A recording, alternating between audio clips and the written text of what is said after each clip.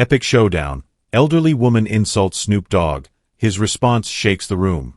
An ordinary grocery run turned into an unforgettable moment when an elderly woman told rap icon Snoop Dogg to go back to Africa.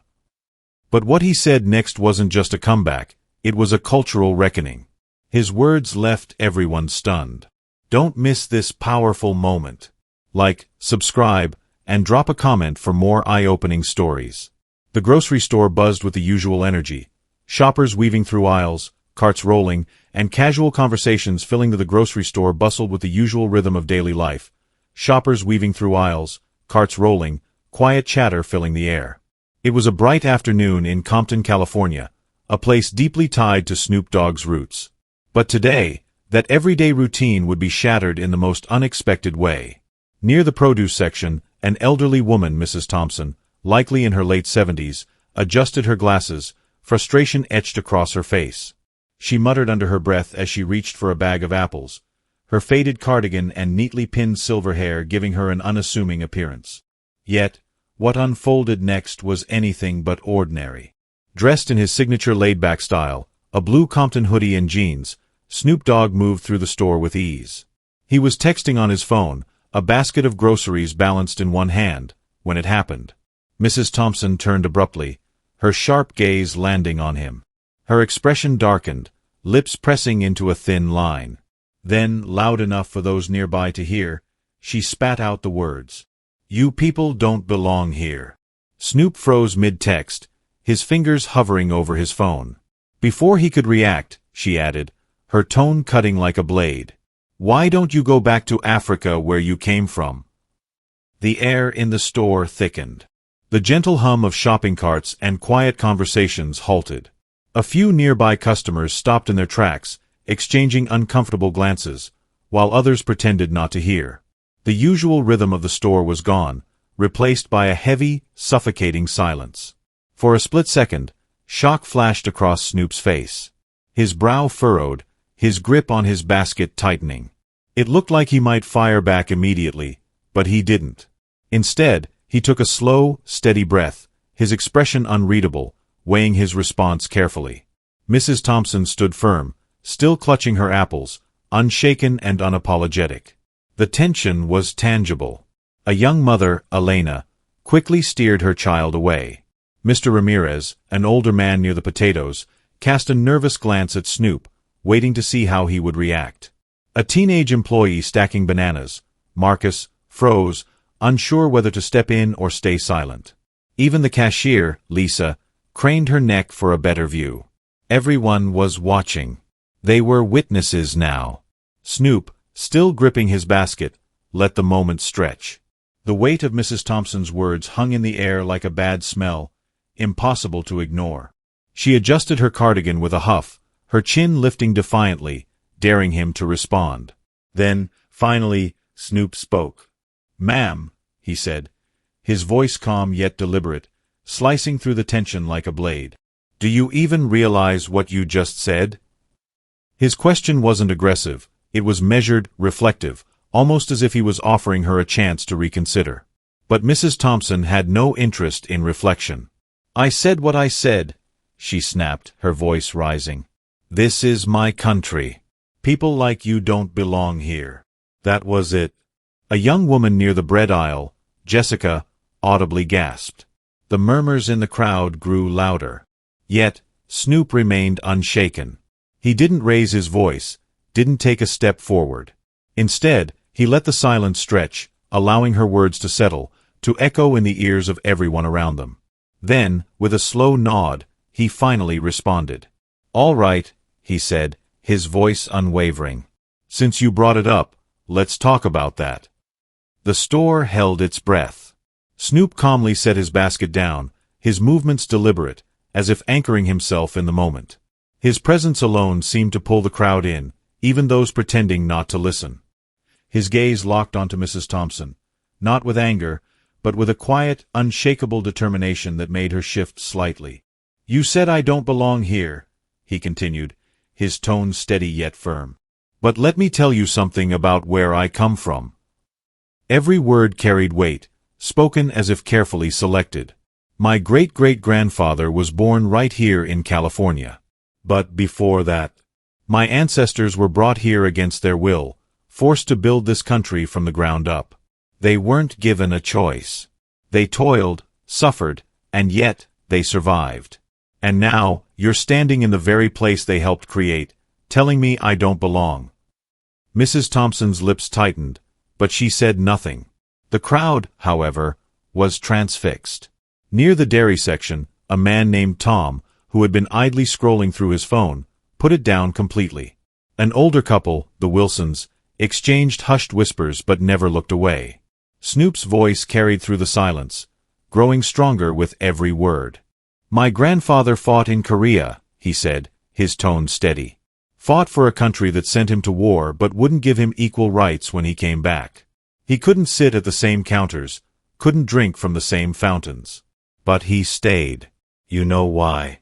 Because he believed in this country's promise, even when it didn't believe in him. The store seemed to hold its breath.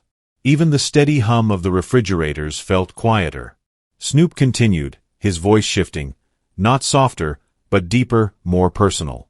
And my parents, they fought too. Not with guns. Not with fists. But by simply being who they are. My mother spent her life teaching kids about love and equality. My father, he's a community leader, the kind of man who'd stop and help someone like you if your car broke down. He let the words sink in before locking eyes with Mrs. Thompson again. So you're telling me I don't belong here? That I should go back to Africa? A slow shake of his head. A flicker of sadness in his voice. Ma'am, I am as much a part of this country as you are. Maybe even more, because my family paid for it. In blood, sweat, and tears. Mrs. Thompson's hands trembled around the bag of apples. Her mouth opened slightly as if to respond, but no words came.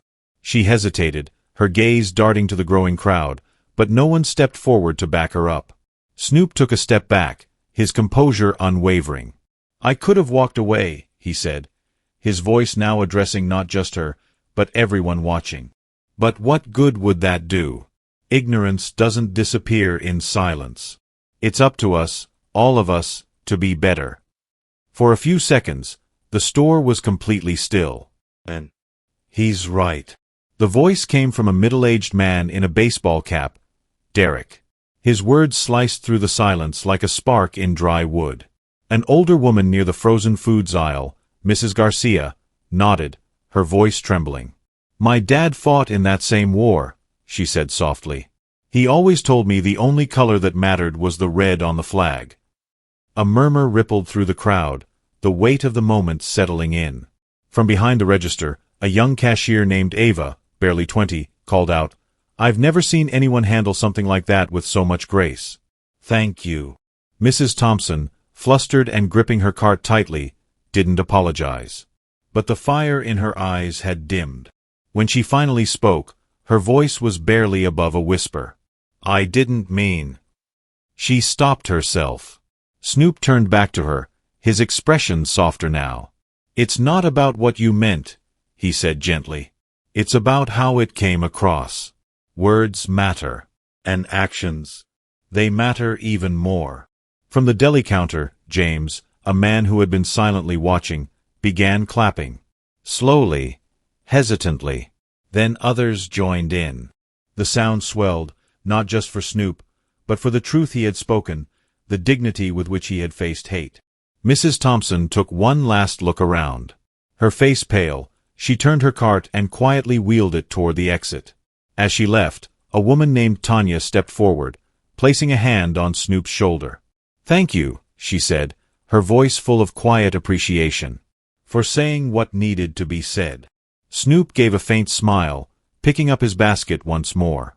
Sometimes, he murmured, almost to himself, it's not about winning or losing. It's about making sure people hear the truth. The crowd slowly dispersed, but the air in the store felt different. Quieter. Heavier. More thoughtful. Some walked away inspired. Others deep in reflection. But no one left unchanged. Because some moments don't just pass. They leave a mark. The weight of the moment hadn't shaken Snoop, but it had left him deep in thought. At the checkout, the young cashier, Ava, the same one who had spoken up earlier, scanned his groceries with a shy smile. "What you said back there?" She hesitated, then gathered the courage to continue. "It meant a lot.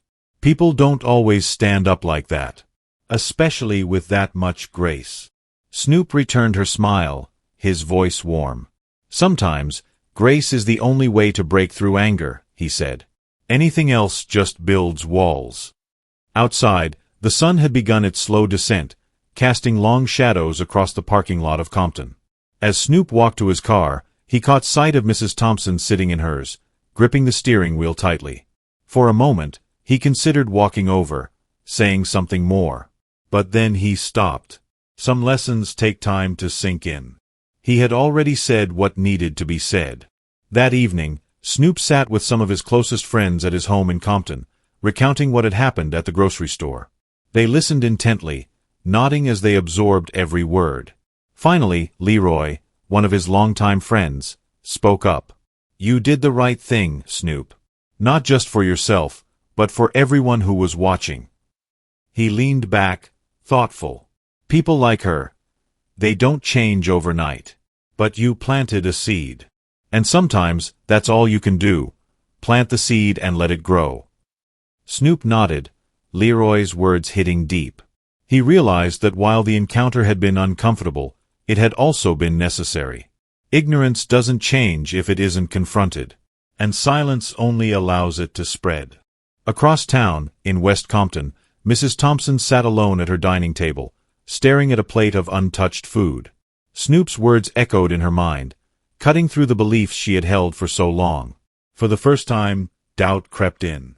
She thought of her own grandchildren, the world they were growing up in, and how they would remember her. Would they be proud of what she had said today? In the days that followed, the story of what had happened at the grocery store spread through the neighborhood. People spoke about Snoop's response, the way he had handled the moment with dignity and strength. It became more than just an incident. It became a lesson, a reminder of the power of words and the importance of standing up for what's right. Snoop never sought attention for what he had done, but his quiet stand rippled through the community. Strangers approached him, thanking him, sharing their own stories of prejudice and resilience.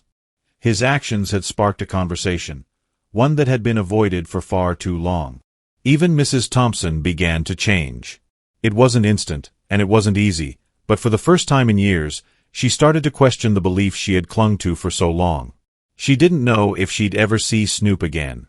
But if she did, she hoped she'd have the courage to apologize.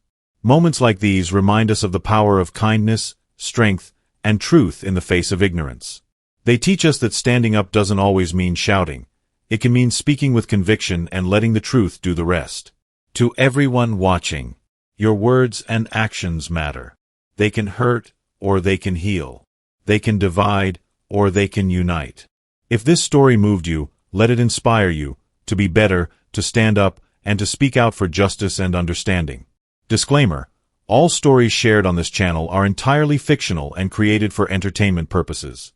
We advocate for a world where everyone is treated equally under the law and where society continues to evolve with fairness, progress, and compassion. Our goal is to share meaningful stories that contribute to a better world.